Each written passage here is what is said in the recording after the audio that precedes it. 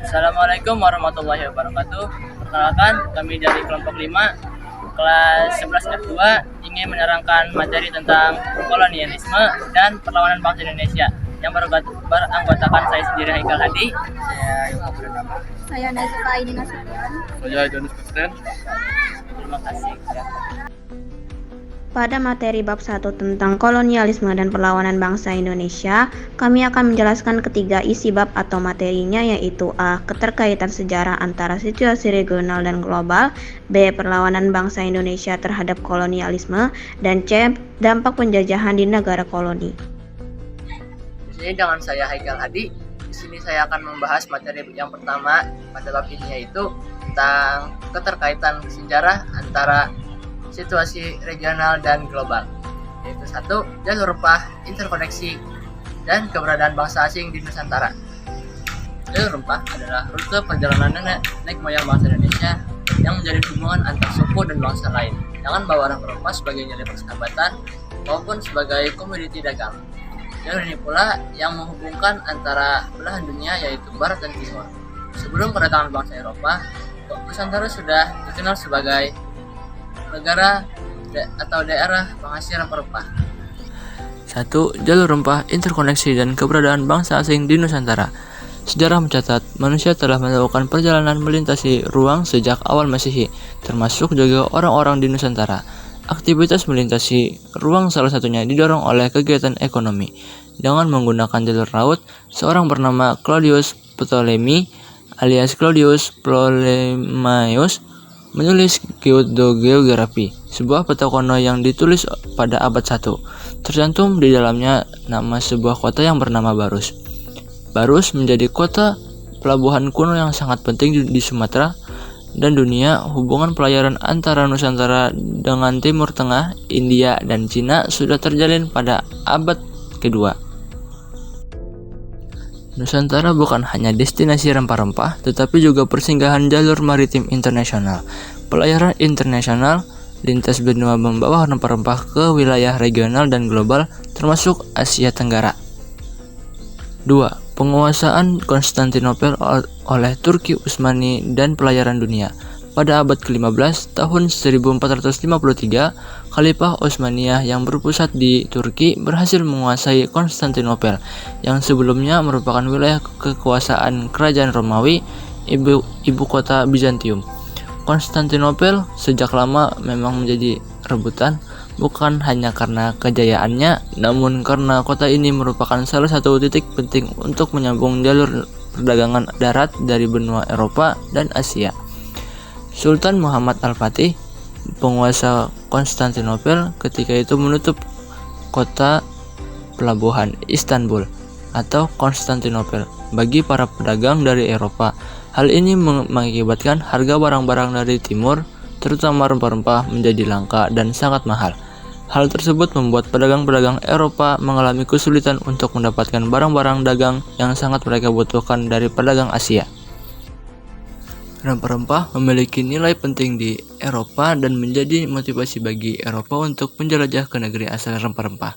Awalnya, orang Eropa enggan menggunakan jalur laut karena mitos dan pemahaman tentang bumi datar.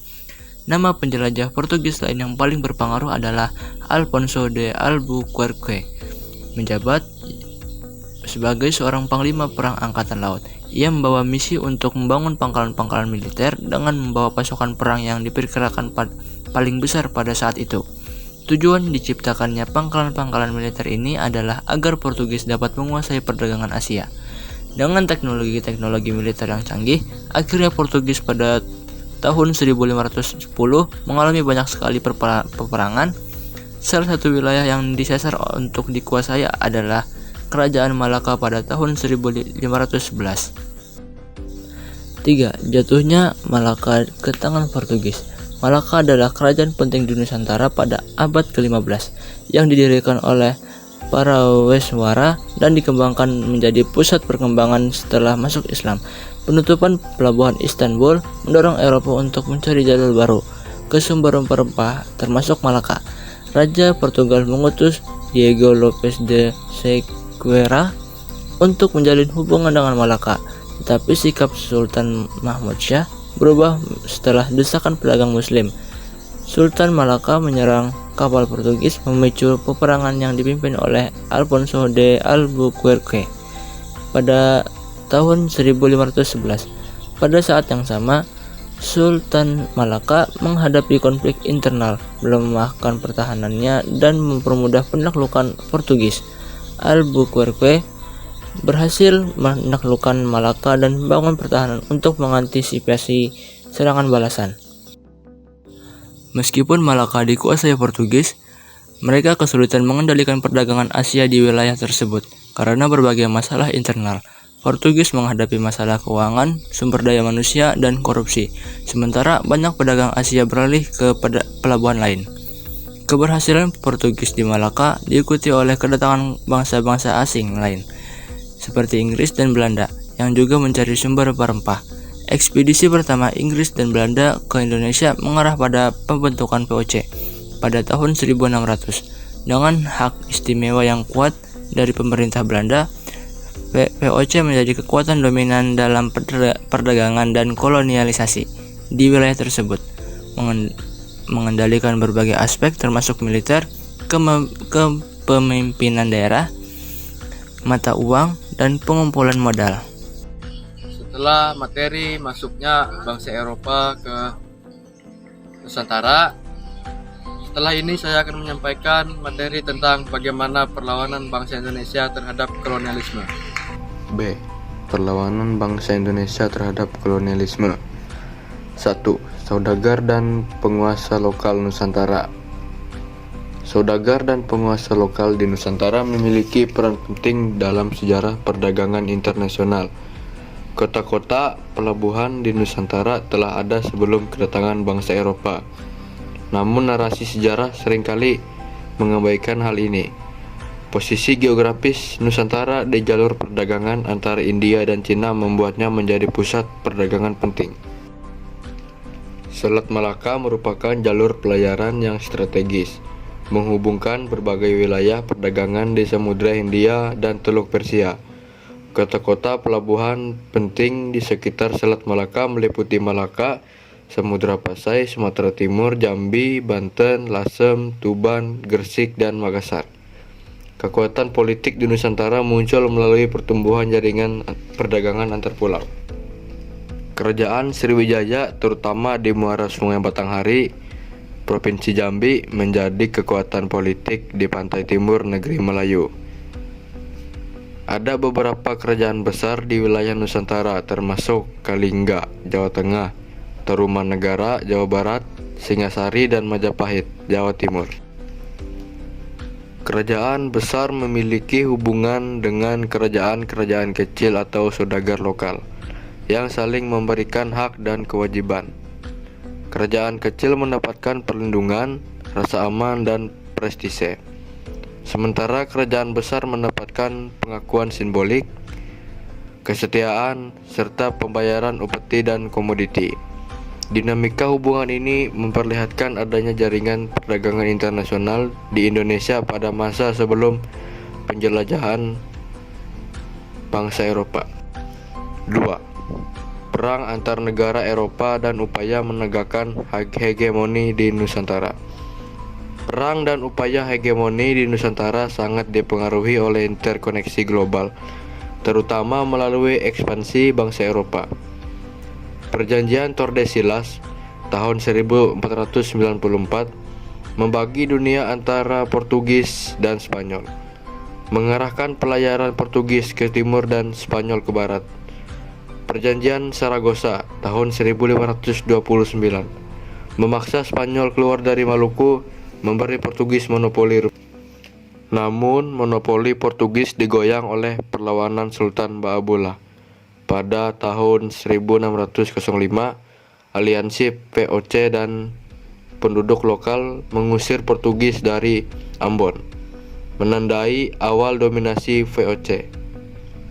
Revolusi Prancis dan kebangkitan Napoleon mengubah tatanan kekuasaan Eropa dengan dampak signifikan bagi Belanda dan koloninya di Indonesia.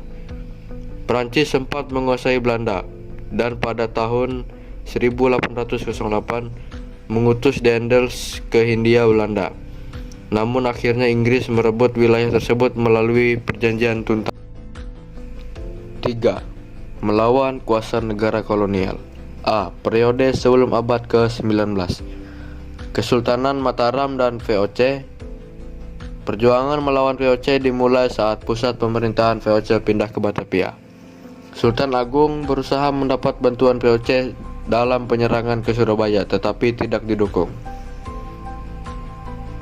Kesultanan Banten dan VOC saling bersaing untuk kekuasaan di Selat Sunda, dengan Sultan Ageng Tirtayasa bersekutu dengan Inggris melawan VOC, tetapi akhirnya kalah karena politik adu domba. Kesultanan Gowatalo. Sultan Hasanuddin memimpin perlawanan melawan VOC dengan bersekutu dengan Wajo dan melalui perjanjian Bongaya, Kesultanan Gowatalo mengakui kekalahan. Periode setelah abad ke-19. Maluku. Rakyat Maluku melawan monopoli dagang dan kerja rodi Belanda. Kapitan Patimura dan Marta Christina Tiahahu memimpin perlawanan, tetapi Patimura tertangkap dan dieksekusi. Jawa Tengah dan Jawa Timur. Perjuangan di Jawa Tengah dan Timur dipimpin oleh Pangeran Diponegoro. Belanda menggunakan perang benteng Stelsel. Dan setelah penangkapan Pangeran Diponegoro, perlawanan Sumatera. Sultan Mahmud Badarudin dari Palembang melawan Belanda. Di Sumatera Barat, perang Padri terjadi antara kaum adat dan Padri, dengan Tuanku Imam Bonjol memimpin. Tapanuli. Raja Singsingamangaraja 12 melawan ambisi Pax Neerlandika di Tapanuli. Bali.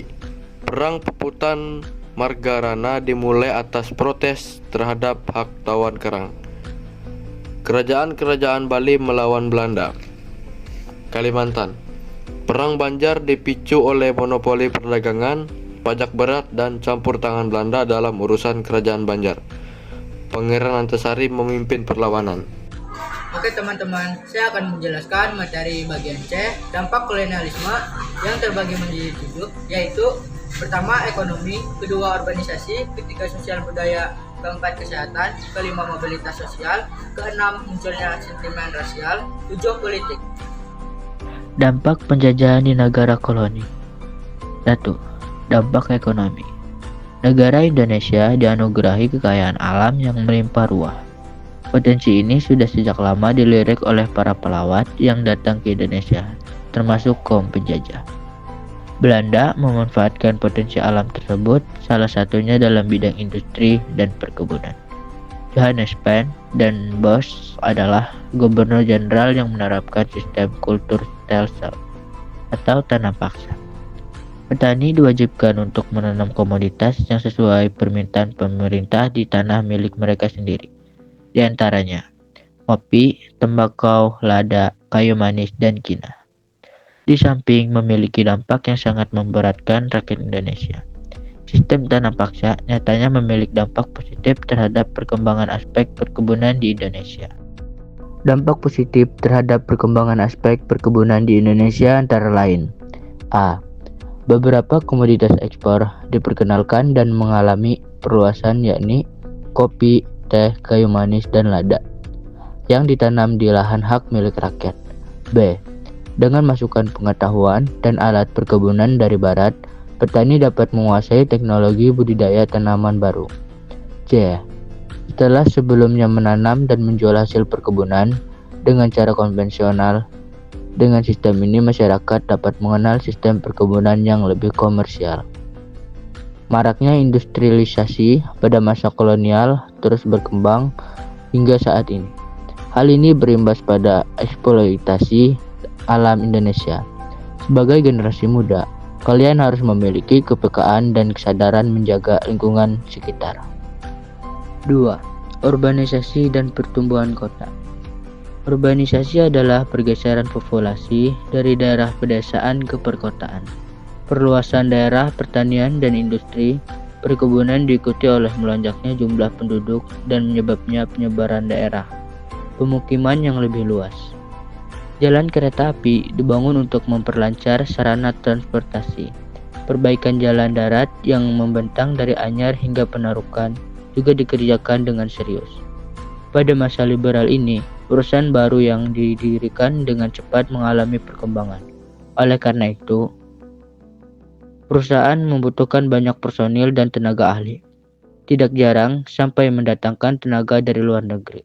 Dengan demikianlah, dapat dibayangkan bahwa jumlah orang-orang Eropa di tanah Hindia meningkat dengan tajam. Dampak lain dari tumbuhnya perdagangan dan perusahaan yakni menimbulkan urbanisasi masyarakat pribumi dari pedesaan ke kota atau pusat perkebunan. Hal tersebut didorong oleh faktor kekurangannya lahan pertanian yang mengakibatkan peningkatan kaum miskin di wilayah pedesaan. Seperti yang terjadi di Surabaya pada akhir abad ke-19 yang berhasil menjadi kota industri dan perdagangan yang maju karena banyak perusahaan asing yang menanamkan modalnya di kota ini. Surabaya pun menjadi salah satu tujuan orang-orang dari desa mengadu nasib dengan harapan akan mendapatkan pekerjaan yang layak. Dampak sosial dan budaya. Sebelum politik etis, perkembangan pendidikan, ilmu pengetahuan, dan teknologi terbatas di kalangan masyarakat pribumi. Adapun beberapa penyebab ketertinggalan Indonesia dalam ilmu pengetahuan meliputi kekurangan pendidikan, minimnya keterlibatan dalam pengembangan iptek, kekurangannya industrialisasi, dan kekurangannya inovasi. Meskipun demikian, di sisi lain, terdapat beberapa aspek pengetahuan dan teknologi yang dipelopori dan diperkenalkan oleh pemerintah kolonial Belanda. Pemerintah kolonial Belanda memperkenalkan aspek iptek tertentu. Masyarakat diperkenalkan pada persenjataan modern, teknologi, kendaraan tempur, dan ilmu pengetahuan Eropa melalui pendidikan dan penggunaan langsung. Pasca kemerdekaan, perkembangan iptek di Indonesia berkembang pesat.